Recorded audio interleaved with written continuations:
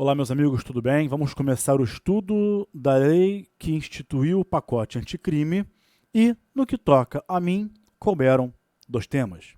O primeiro foi a lei de crimes hediondos e o segundo tema foi a lei de drogas. Vamos ver esses dois temas, especificamente no que toca às alterações pela lei do pacote anticrime. Muito bem. A lei que instituiu o pacote anticrime foi essa lei aqui, 13964, 2019, publicada em 2019, porém ficou um tempo em vacatio legis e adquiriu eficácia tão somente em janeiro. Vamos começar pela lei de crimes hediondos. No primeiro momento, o artigo 1º foi alterado, ok? E ele ganhou o inciso 8. Para quê? Porque o pacote anticrime ele tinha alterado o 121 do Código Penal. Só que, lá no Código Penal 121, parágrafo 2º, ele inseriu o inciso 8. E no Código Penal, ele foi vetado. E quando vetaram lá, esqueceram de retirar isso daqui. Então, esse inciso 8, ele, na verdade, ele está vetado. Ele não existe. Olha lá, está vetado, não existe. Portanto, esqueçam isso aqui. A lei de crimes hediondos, no artigo 1º, faz menção a um inciso 8, supostamente do artigo 121, parágrafo 2º, que foi vetado. Então, ele não existe. Então, essa expressão aqui tornou-se letra morta na lei, no artigo 1º da lei de crimes hediondos. Ok? Isso é tranquilo. Vamos agora às outras alterações. Vamos a isso. Bom, o inciso 2 trouxe o crime de roubo. Tá? O que mudou aqui? Vamos lá. O roubo, senhores, nunca foi crime hediondo. Nunca, Gabriel. Um roubo sempre foi, que é o latrocínio. O latrocínio nada mais é do que o crime de roubo qualificado pela morte. Mas, tirando isso, nenhuma outra espécie de roubo era considerada hedionda. Agora, com o pacote anticrime, alguns roubos foram etiquetados de crimes hediondos. Em primeiro lugar, o roubo majorado, ou como diz a lei, circunstanciado, pela restrição da liberdade da vítima. 157, parágrafo 2º, inciso 5. Como também circunstanciado pelo emprego de arma de fogo, ou arma de fogo de uso restrito ou proibido. E também o roubo qualificado pela lesão corporal grave e ou pela morte. Tá? Senhores, no que toca ao roubo qualificado pela morte, vejam, já era hediondo, que é o chamado latrocínio. Então, no tocante, deixa eu limpar a tela para você. No tocante a isso aqui, não houve nenhuma novidade. A novidade foi a inclusão desses roubos aqui como crimes hediondos. E de plano, eu digo, o cuidado aqui é com a irretroatividade. Tá? Quem praticou a conduta criminosa, quem praticou a conduta que configura esses crimes, das linhas A, B e C, antes do início de eficácia da lei que instituiu o pacote anticrime, não tem o crime praticado considerado hediondo. Logo, não se aplicarão os rigores da lei de crimes hediondos. Não retroage, por ser uma nova lei mais severa, só serão hediondos esses crimes se praticados após o início de eficácia dessa lei que instituiu o pacote anticrime. Tá bem? Agora aqui, isso é autoexplicativo, né? Não tem mistério. Só faltou aqui proporcionalidade. Por quê? Por exemplo, o roubo também circunstanciado, lá do artigo 157, também parágrafo 2º, por exemplo, pelo parágrafo 2º, inciso 2, concurso de 2 ou mais pessoas. Por que também não foi tratado como crime hediondo?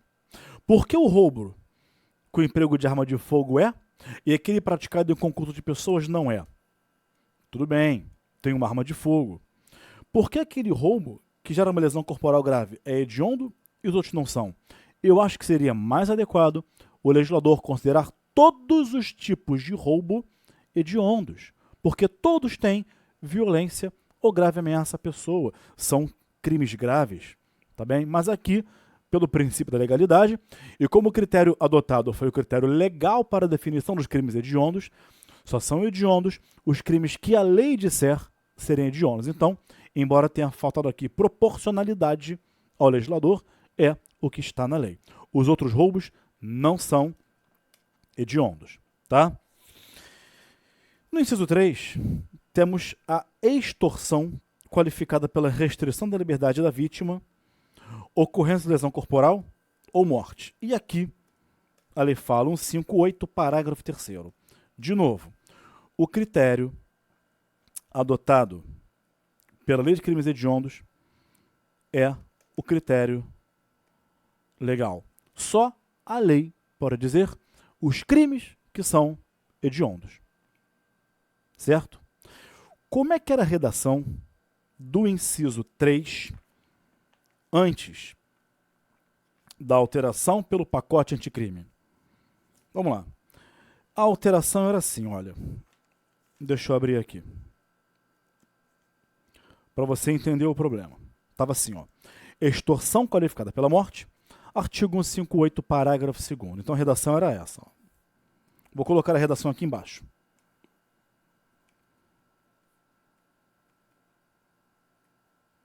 Extorsão qualificada pela morte, artigo 158, parágrafo 2º. Ok? Portanto, pelo critério legal, evidentemente, só poderia ser hedionda a extorsão do 158, parágrafo 2º.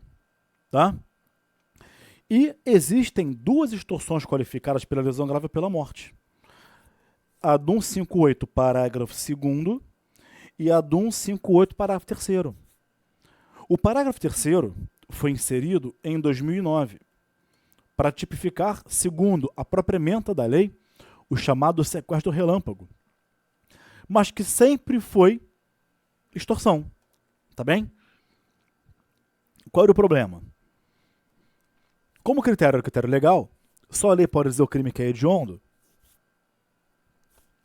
Então tinha no 158, parágrafo 2º, extorsão qualificada pela morte, como temos até hoje, e no parágrafo 3º, a extorsão qualificada pela morte. Tá?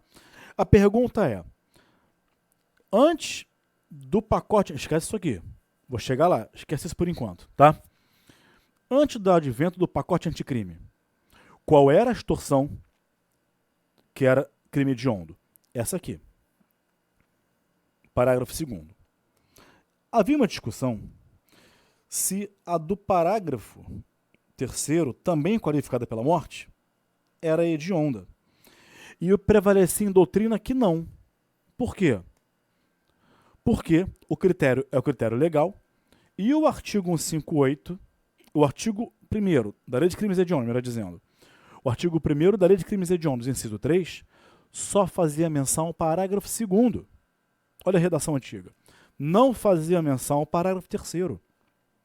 Então, essa extorsão aqui, qualificada pela morte, que era igualmente grave, por uma falha do legislador, não era considerada crime hediondo. É claro que isso é uma coisa inaceitável. Inaceitável. Como é que a extorsão qualificada pela morte do parágrafo 2º é hedionda e a do parágrafo 3º não é? Inaceitável. Entretanto, embora para nós inaceitável, temos que trabalhar com o princípio da legalidade. E era a posição, por exemplo, do César Bittencourt. Era a posição que eu defendo no meu livro, Leis Penais Especiais, quando comento isso aqui. Então, gerava essa desproporcionalidade, como sempre o cochilo do legislador. O que fez agora o legislador? Apenas mudou o problema de casa. Inverteu o problema. O legislador agora, ao dar nova redação a esse inciso 3, fez o quê? Colocou lá 158, Parágrafo 3º. Não repetiu o parágrafo 2º. Essa é a redação. Parágrafo 3º. E aí eu te pergunto, o que aconteceu aqui? Eu tenho uma extorsão qualificada pela morte e outra extorsão qualificada pela morte. O que aconteceu foi o seguinte. Com a nova redação, a extorsão qualificada pela morte do parágrafo 2º, que sempre foi crime hediondo, deixou de ser. E a extorsão qualificada pela morte do parágrafo 3º, que nunca foi crime hediondo, passou a ser crime hediondo. Antes, era só o parágrafo 2º, o 3º não, por falta de previsão legal. Agora inverteu o problema. Agora, o parágrafo 3º é crime hediondo e o parágrafo 2º não, por falta de previsão legal. Entenderam a confusão que fez o legislador? Mas não dá para fugir do princípio da legalidade. A verdade é essa. Agora, qual foi a consequência disso? A consequência foi o seguinte. No que toca ao parágrafo 2º não ser mais crime hediondo, isso é uma nova lei mais benéfica. Então, o que vai acontecer? Vai retroagir. Todos os condenados, ou respondendo ao processo, por extorsão do 158, parágrafo 2º qualificada pela morte, não podem ter mais o crime considerado hediondo. Imagina a pessoa cumprindo prisão temporária quando o pacote de crime entrou em vigor. Pelo 158, parágrafo 2º qualificado pela morte. Temporária de? Era hediondo, 30 dias. Agora passou a ser de 5, porque deixou de ser crime hediondo. Então isso aqui vai retroagir. Tudo bem? Evidente. Se não era cabível anistia, graça e indulto, agora passa a caber. Se no fim do ano, indulto de Natal, a pessoa não poderia ser beneficiada pelo indulto, não poderia ser beneficiada pelo indulto porque o crime era hediondo. Agora não é mais, ela pode ser beneficiada pelo indulto de Natal. Olha o que fez o nosso legislador. A lambança que ele fez. Culpa do legislador. Em contrapartida, o parágrafo 3º passou a ser crime hediondo e nesse aspecto a lei penal é mais severa, não vai retroagir. Só será hediondo para quem praticar o crime do início de eficácia do pacote anticrime em diante. Infelizmente, foi essa a lambança feita pelo legislador. Tá legal? Vamos seguir. Próxima alteração, inciso 9. Passou a ser hediondo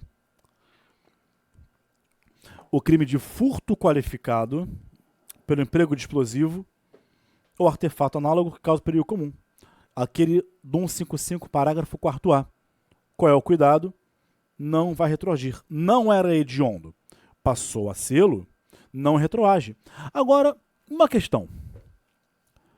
Por que, olha como faltou ao legislador proporcionalidade. Por que o furto com o emprego de explosivo é crime hediondo e o roubo também com o emprego de explosivo não é hediondo? Por quê? Qual foi aqui a lógica do legislador ao considerar o furto hediondo, com emprego explosivo, e o roubo não?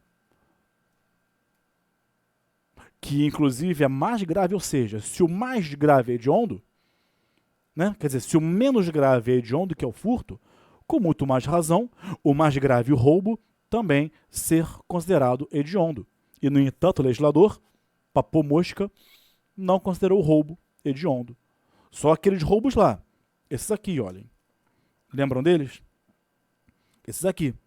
Mas não inseriu aqui, deveria ter inserido, o roubo com emprego de explosivo.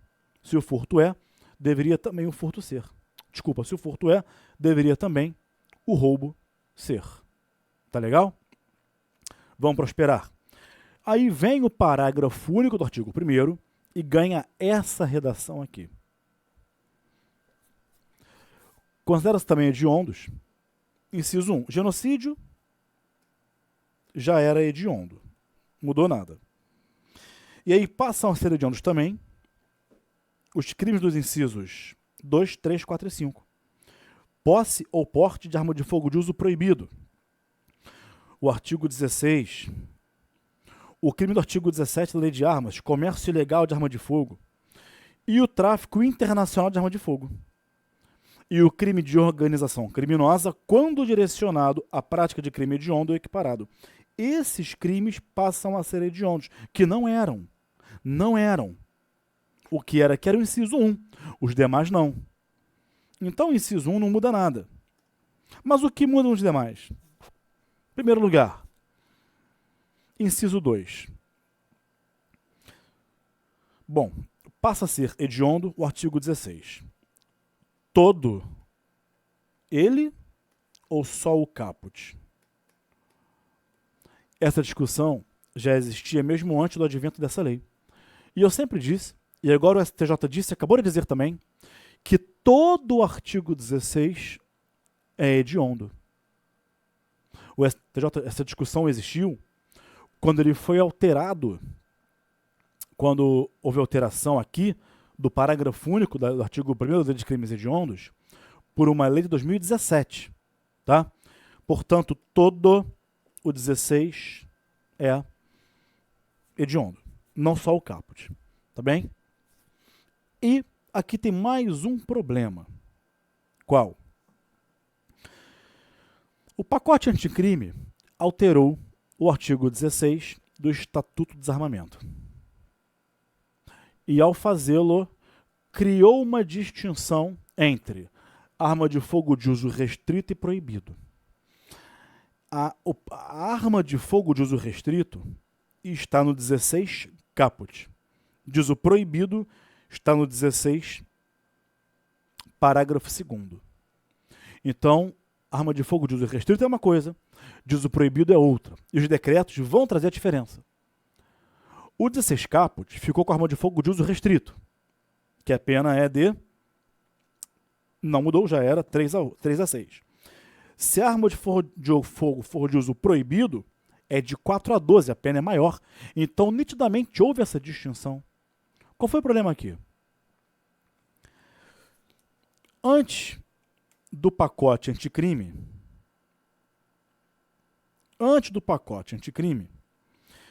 uma lei de 2017 tinha alterado esse parágrafo único aqui. E fazia menção ao 16.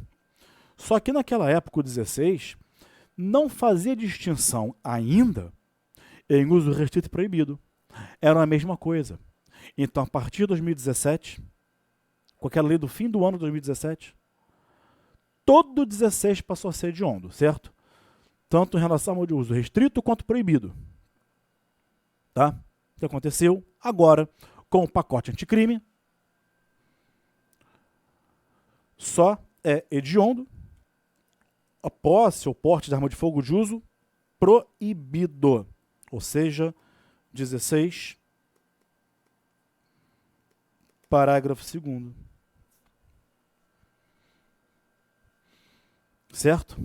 Cuidado com isso nas provas. Tá? O que significa dizer que a posse ou porte de arma de fogo de uso restrito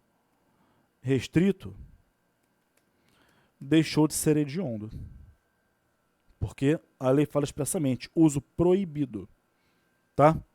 Então, essa distinção na lei de armas foi observada aqui pela lei de crimes hediondos. Só continua a ser hediondo a arma de fogo de uso proibido, a restrito não. Tá? Essa é a interpretação que a gente faz a partir da leitura aí do dispositivo legal. Tá? Cuidado com isso. E depois os incisos 3, 4 e 5 são autoexplicativos. Qual é o cuidado aqui? O cuidado aqui é com a irretroatividade, por ser uma alteração penal mais prejudicial. Tudo bem, senhores? Por fim, na Lei de Crimes Hediondos, o artigo 2º, parágrafo 2º, que tratava da progressão de regimes, do regime inicialmente fechado, que já era inconstitucional, ele foi revogado. Ué, Gabriel, para onde foi a progressão de regimes? Foi lá toda regulamentada lá na LEP. O artigo 112 da LEP também foi alterado e lá estão todas as previsões de progressão de regime no que toca a todos os crimes, hediondos e não hediondos. Perceberam isso? Senhores, essas foram as alterações no tocante à lei de crimes hediondos. Vamos agora às alterações em relação à lei de drogas, que na verdade foi uma alteração, um parágrafo que o artigo 1º ganhou. Qual, Gabriel? Artigo 1º não, artigo 33, tráfico. O inciso, melhor dizendo, que o parágrafo 1º do artigo 33 ganhou. O artigo foi o 33. Que diz assim: vende ou entrega drogas ou matéria-prima, insumo ou produto químico destinado à preparação de drogas, sem autorização ou em desacordo com determinação legal ou regulamentar, a agente policial disfarçado, quando presentes elementos probatórios razoáveis de conduta criminal pré-existente. Quem é o agente policial disfarçado? O agente policial disfarçado, vai aparecer, óbvio que eu vou dizer agora, tá? Mas é uma construção de raciocínio. O agente policial disfarçado é o agente policial que se disfarça e se passa por comprador da droga.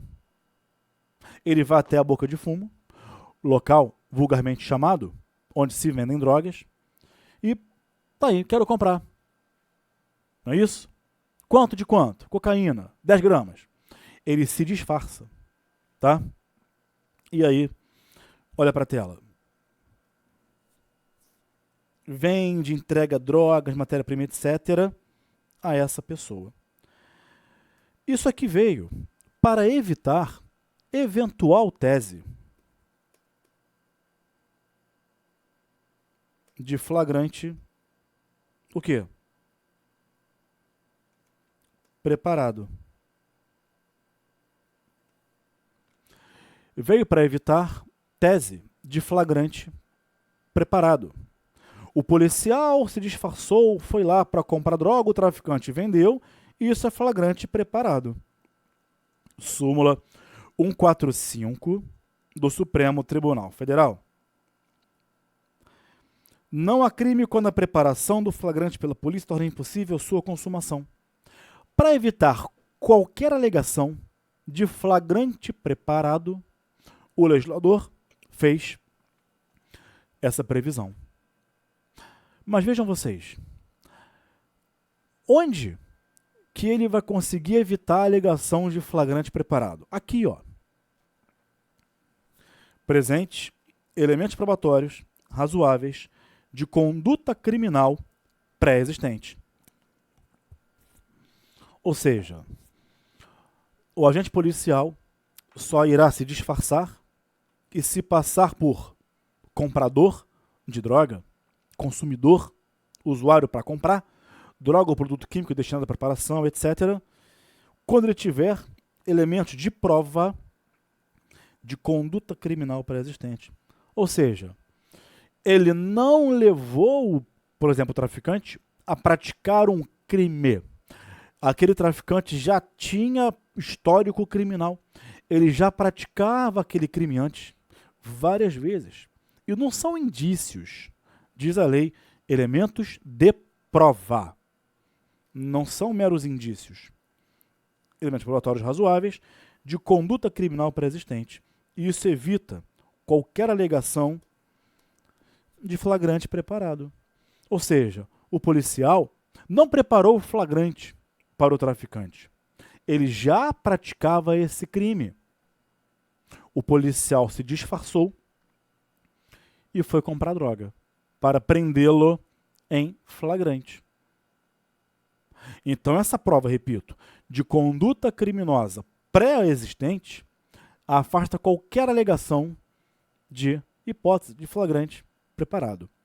Na lei de drogas, amigos, essa foi a única alteração do pacote anticrime. Então ficam para vocês as alterações da lei de crimes hediondos e da lei de drogas. Um abraço e até um próximo vídeo.